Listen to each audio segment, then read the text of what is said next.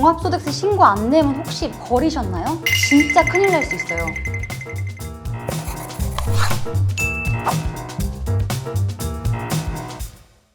안녕하세요 여러분, 세무법인 엑스퍼트 류아라 세무사입니다. 자, 5월달이 됐는데 집 우편함 가서 한번 확인해 보셨나요? 러브레터 같은 거 편지가 하나 와 있을 텐데 행운의 편지 아니고요, 세무서에서 보낸 신고 안내문이죠. 바로 종합소득세 신고를 하라는 안내문인데, 요거 이렇게 받고 나서 좀 기분이 언짢아가지고 이렇게 막 버리신 분들도 계실 것 같고, 열어보지도 않고 그냥 치워두신 분들도 계실 것 같은데, 요거 굉장히 중요한 서류거든요. 그래서 이왕이면은 한번 읽어보고 이해를 하시면은 정말 도움이 많이 돼요. 실질적으로 세금을 줄일 수도 있는 거니까 오늘은 요 신고 안내문 저랑 같이 꼼꼼하게 읽어보면서 어떻게 하면 내 이번 종합소득세 최대한 줄일 수 있는지 한번 같이 꿀팁들 나눠보는 시간을 가져보겠습니다. 여러분들의 종합소득세를 단 1원까지 아주 깔끔하게 계산할 수 있는 요 신고 안내문 저랑 같이 읽어보러 가볼게요.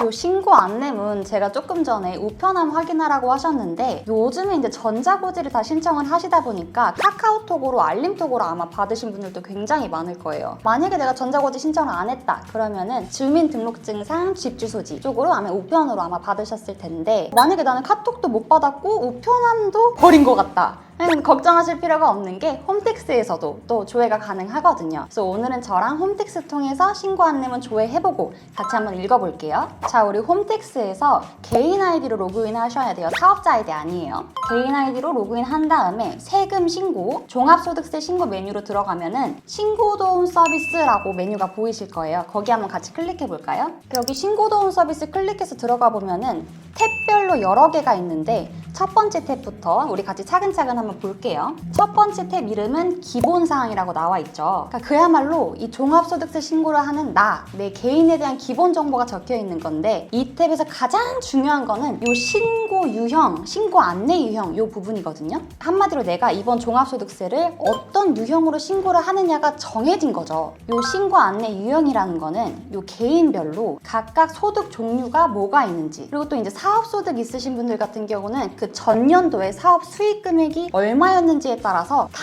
달라요. 엄청 다양해요. 그래서 머리가 아파서 물론 저희한테 물어보시면 안내를 해드릴 건데, 일단 오늘은 저희가 같이 공부하기로 했으니까 신고 유형별로 내가 어디에 해당되는지 체크해서 저랑 같이 간단하게 심플하게 정리해볼게요. 가장 쉽고 간편한 거 바로 모두 채움 대상자인 분들인데요. 요 분들은 딱 말만 들어도 모두 채움, 뭔가 모든 걸 다 채워준다는 말이잖아요. 한마디로 국세청에서 그 신고서의 각 항목들을 다 알아서 이렇게 채워줘요. 그러다 보니까 우리는 그냥 클릭 하면은 거의 그냥 1분 만에 신고가 끝나버려요. 진짜 쉽죠? 간편하죠? 이렇게 다 신고가 끝나면 좋을 텐데, 다 해당되시는 건 아니고 정말 이제 소규모인 사업자분들 아니면은 환급 받으실 수 있는 그런 이제 규모의 프리랜서 분들이 요 대상자에 해당이 되세요. 그래서 요 분들 같은 경우는 이렇게 홈택스 통해서도 클릭해서 끝내실 수 있고, 또 가장 쉬운 방법은 ARS를 통해서 신고를 하는 방법인데, 받으신 신고도움 서비스 이렇게 딱 보시면은 그 개별 인증 번호가 또 나와 있어요. 그래서 이제 전화해서 그거 번호 입력해서 뭐 환급 받으실 분들은 계좌번호까지 입력해서 하시면 진짜 뭐 1분은 조금 그런가 한 2분? 2분이면 끝나요. 너무 쉽죠? 너무 편하죠? 그래서 보통 이런 분들은 전문 세무대리인들 도움이 필요 없고 그냥 셀프로 신고를 할 수 있는 거죠. 수수료도 빵원.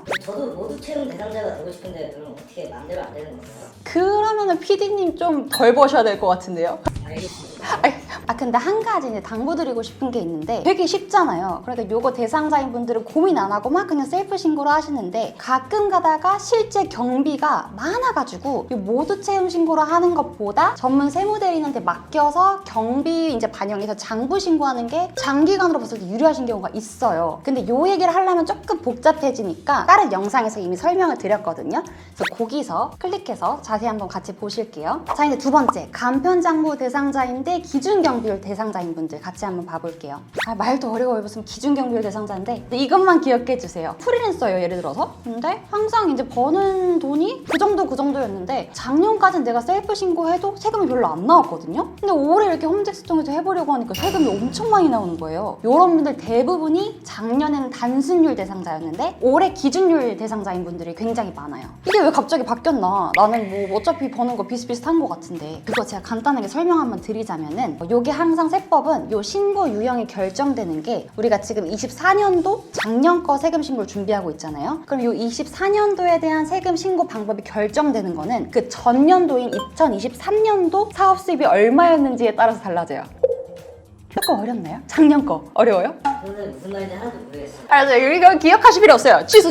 이거 기억하실 필요 없고 해봤는데 세금 많이 나온다. 그러면은 이제 저희를 찾아주시면 됩니다. 왜냐하면은 기준율 대상자인 분들도 간편장부로 실제 경비를 넣어서 신고를 하실 수가 있어요. 근데 그거는 혼자 하시기는 조금 어려우니까 저희 같은 전문 세무대리인들이 해드리는 거죠. 이렇게 실질적으로 경비를 반영을 해서 소득을 낮춰서 세금을 줄일 수 있는 방법이 있으니까 이런 경우에는 저희를 찾아주시는 게 훨씬 유리한 거죠.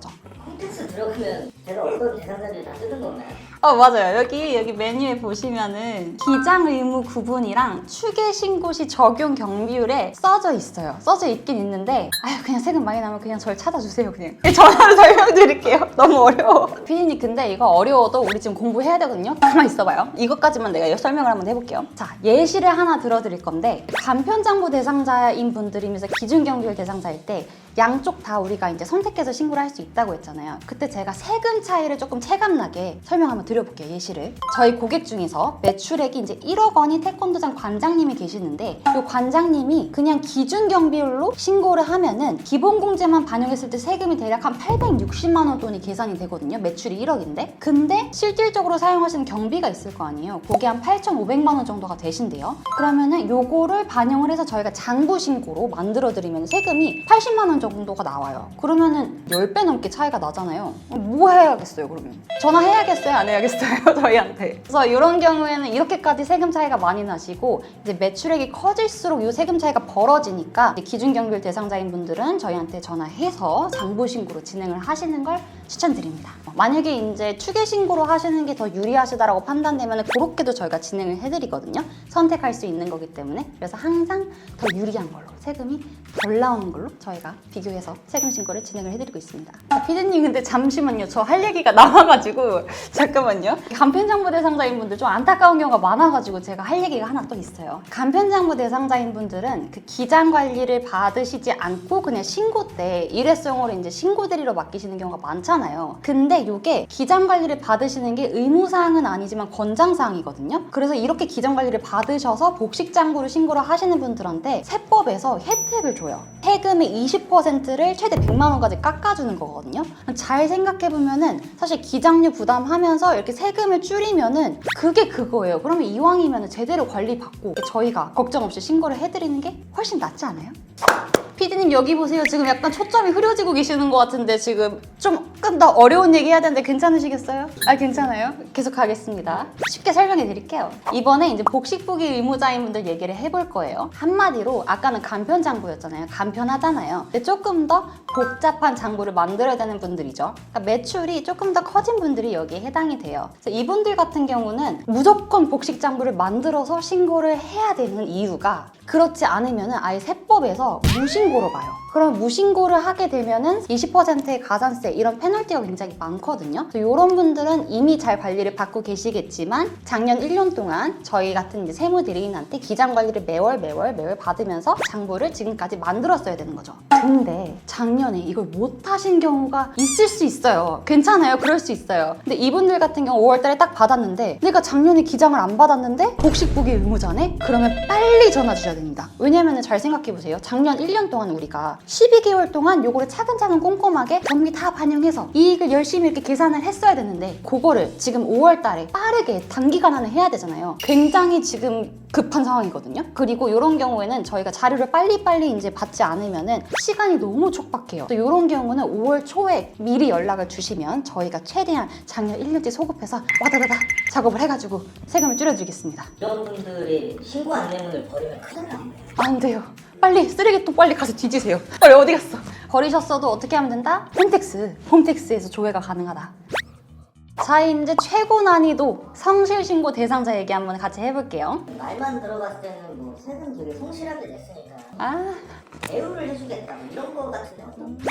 그렇게도 생각할 수 있네. 근데 이게 그러니까 성실하게 신고를 해라라는 거예요. 약간 약간 조금 접근을 좀 다르게 해야 될 것 같아요. 이분들 같은 경우는 이미 매출액이 개인 사업자 치고 굉장히 높은 분들이 여기 해당이 되거든요. 그렇기 때문에 이제 국세청 입장에서는 이 정도면은 조금 잘 나가는 분들이잖아요. 그럼 세금을 성실하게 신고해야겠어요? 안 해야겠어요? 해야겠죠. 세금을 많이 내야 될 거 아니에요. 그렇기 때문에 이런 의무사항을 주는 거거든요. 요거 간단하게 얘기하면 한마디로 세무사에 확인 도장 받아라 이거예요. 세무사에게 어떻게 보면은 조금의 이제 책임을 조금 전가한다고 표현하면 좀 그렇고 그렇게 이제 의무를 그런 약간 좀 그런 압박 같은 게 있는 거죠. 그래서 실질적으로 세무사분들도 이거 도장을 잘못 찍으면 징계까지 받거든요. 조금 무게감이 좀 느껴지시나요? 상 주는 거 아니에요. 그래서 이 성실신고 확인 대상자인 분들은 그 세무사가 직접 이 납세자분은 이렇게 성실하게 잘 신고했고 이런 걸 기술서가 여러 장 들어가요. 그러다 보니까 되게 좀 난이도 있는 신고잖아요. 그래서 우리가 5월 달에 신고를 안 하고 6월 달에 신고를 하거든요. 이런 분들은 아마 이제 담당하고 계신 세무사님들이 다 안내를 드렸을 거예요. 이런 분들은 6월 달까지 신고를 해주시면 되고, 한 가지 제가 이제 추가로 말씀을 드리자면은 성실신고 대상자에 해당되시더라도 5월 달에 이 확인 도장 받지 않고 그냥 일반적인 신고로 들어가실 수도 있어요. 근데 이렇게 성실신고 대상자인데 확인 도장을 받지 않았다는 것 자체가 어떻게 보면은 약간 조금 불성실해 보일 수 있잖아요. 그래서 이렇게 성실신고 대상자분들인데 확인 도장을 안 받고 5월 달에 신고하신 분들은 아무래도 이제 세무조사 대상자로 선정될 확률이 조금은 좀 높아진다라는 거 좀 기억을 해주시면 좋을 것 같아요. 얼마쯤 벌어야 성실신고 대상자로 지정이 될까요? 잘 벌어야 되는데 이게 근데 또 매출액 기준이에요. 내가 얼마 버는 게 없는데 무슨 내가 뭐 그렇게 성실신고 대상자냐라고 하시는 분들도 있는데, 이 세법에서 또 기준을 매출액 기준으로 잡아놨기 때문에 어쩔 수 없이 저희는 이제 그걸 따라야죠. 그래서 이게 업종별로 좀 금액이 달라요. 뭐 5억부터 이렇게 시작을 하는데 자세한 건 제가 이렇게 표로 정리를 한번 해봐 드릴게요. 자, 이번에는 중요한 얘기인데 우리가 신고 안내문을 보는 이유예요. 그러니까 이거 안 보시면 후회하실 수 있어요. 무조건 체크해야 되는 거거든요. 자, 여기 개인별 유의사항 같이 한번 볼게요. 여기 뭐가 아무것도 안 떠있다, 클린하다, 훌륭하십니다. 근데 뭔가 있다, 같이 좀 볼게요. 이 개인별 유의사항이라는 게 말 그대로 국세청에서 정말 그 개개인별로 너 조금 이 부분 조금 유의해야 될 것 같은데 라고 안내라고 표현되어 있지만 약간은 경고 메시지 같은 거예요. 그러다 보니까 저희는 이걸 꼭 체크를 해야겠죠. 이게 이제 전년도 신고된 내용을 기반으로 국세청이 봤을 때 뭔가 이 사업자 조금 이상한 게 있는 것 같은데, 특이한데 라고 하면 여기 이렇게 떠요. 그래서 이번 신고 때는 이런 부분을 잘 검토해가지고 제대로 신고하세요 라는 그런 경고 안내 메시지 같은 거라고 보시면 될 것 같아요. 대표적인 게 가족 인건비 과다인데, 요거 같은 경우는 우리가 사업을 하다 보면은 사실 가족이랑 같이 하는 경우 굉장히 많잖아요. 근데 간혹가다 우리는 뭐 그런 사람 아니지만 우리들은 아니지만 가족 가다가 이제 실제 일하지 않는 가족한테 급여를 이렇게 처리해서 이렇게 세금을 줄이려고 그렇게 하는 분들이 있나 봐요. 그러다 보니까 뭔가 동종업계 대비 조금 가족 인건비가 많이 들어갔다, 혹시 너 뭔가 약간 거짓으로 신고하는 거 아니야? 라고 그런 식으로 조금 의심을 받을 수 있다는 거죠. 그런 게 있고, 또 이제 인건비 과다도 있어요. 이거는 꼭 가족이 아니더라도 나랑 똑같은 사업을 하는 다른 데는 인건비 비율이 이렇게까지 안 높은데 너는 왜 이렇게 인건비 비율이 높아? 혹시 거짓으로 뭐 없는 뭐 급여 같은 거 신고한 거 아니야? 매출 같은 거 이렇게 누락한 거 아니야? 라고 의심을 받을 수 있어요. 근데 이런 부분도 너무 걱정하시지 않으셔도 되는 게, 실질적으로 내가 뭐 우리 직원들 이뻐가지고 이렇게 급여 많이 주고 그러면 그럴 수도 있는 거죠. 다른 데에 비해서. 어떠세요? 저도 그러고 싶은데 그러고 있는 것 같아요. 그리고 동종업계 과소인가요? 과다로 하겠습니다. 그리고 또 이제 주의해야 될 게 소득률 저조라고 뜨는 건데, 소득률이 뭐냐? 또 어려운 얘기가 또 나왔네. 그냥 이렇게 말할게요. 이익률. 그러니까 내가 1,000만 원을 벌었어요. 근데 내가 이제 경비 다 빼고 내가 순수하게 가져가는 게 아까 1,000만 원이라 그랬죠? 200만 원이다. 그리고 20%인 거죠. 근데 그 비율이 나랑 똑같은 사업을 하는 같은 업종의 다른 사람들은 그 비율이 30%래요. 뭔가 내가 다른 사람들보다 이익률이 낮은 거잖아요. 그래서 세무서가 이렇게 생각하는 거죠. 이거 뭔가 평균보다 조금 이익률이 너무 낮은데 없는 경비 같은 거 막 억지로 넣은 거 아니야? 혹시 매출 같은 거 누락한 거 아니야? 아니면 뭐 개인 경비 같은 거 넣은 거 아닌가? 라고 의심을 할 수 있다는 거죠. 그래서 이런 부분들도 이렇게 개인 이제 유의사항으로 뜨고요. 그리고 한 가지만 라스트로 또 하나 말씀을 드리자면은, 이제 적격 증빙이 너무 미비하다라는 경고 메시지인데 요거는 뭐냐? 국세청은 다 알고 있습니다. 우리가 받는 세금 계산서, 사업용 카드 쓰는 거, 그리고 현금 영수증 받는 거, 솔직히 전산이 얼마나 잘 돼 있겠어요. 다 알고 있어요. 근데 뭔가 우리가 작년에 소득세 신고를 할 때 경비를 훨씬 많이 반영했대요.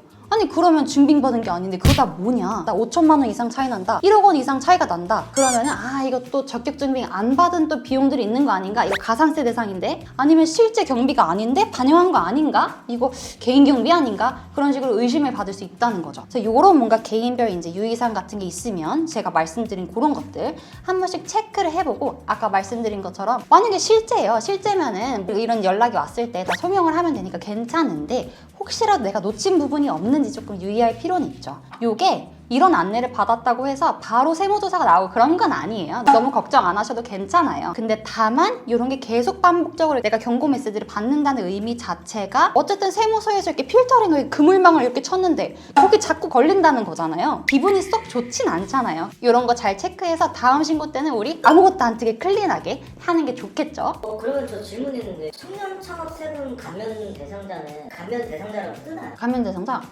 뜨나요?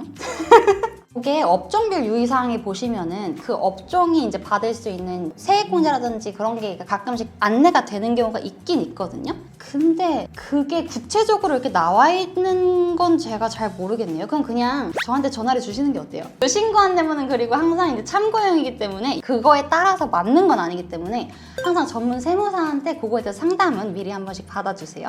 자, 그러면 지금까지 얘기한 거 정리 한번 해드릴게요. 자, 카톡으로 신고 안내문이 왔어요. 안 읽집하지 마시고요. 그리고 우편함으로 이렇게 날아온 우리 러브레터 불태우지 마시고 한 번씩 이렇게 열어서 보자고요. 아까 그 두 가지. 그러니까 내가 어떤 신고 안내 유형에 해당되는지 그리고 혹시 개인별 유의사항 내가 주의해야 될 건 없는지 한 번씩 봐주시고 이 신고 안내문이 사실은 저희가 봐야 되는 이유가 그냥 무작정 세무대리인을 찾아가면은 세금 갑자기 많이 나온다고 해서 막 화가 날 수 있어요. 근데 그 전에 내가 어떤 신고 방법을 해야 되는지 알고 가면은 나한테 꼭 맞는 신고 방법으로 최소한의 세금으로 계산이 될 수 있거든요. 자, 그러니까 우리 이 종합소득세 신고 안내문 잘 읽고 세금도 잘 내자고요. 자, 오늘 저희 이렇게 신고도움 서비스 같이 읽어봤는데 내용이 좀 괜찮은 것 같다 그러면은 이제 좋아요, 구독 한 번씩 눌러주시고요. 약간 이해가 안 되는 게 있다, 궁금한 게 남았다 하시면 댓글 남겨주시면 저희가 답변을 드릴 거고요. 지금 5월인데 내가 지금 신고도움 서비스 열어봤는데 혼자 신고가 안 되겠다 싶으시면 전화를 주시면 되겠죠? 그럼 저희는 다음 영상에서 더 유익한 내용으로 다시 만나 뵙겠습니다. 종합소득세 파이팅!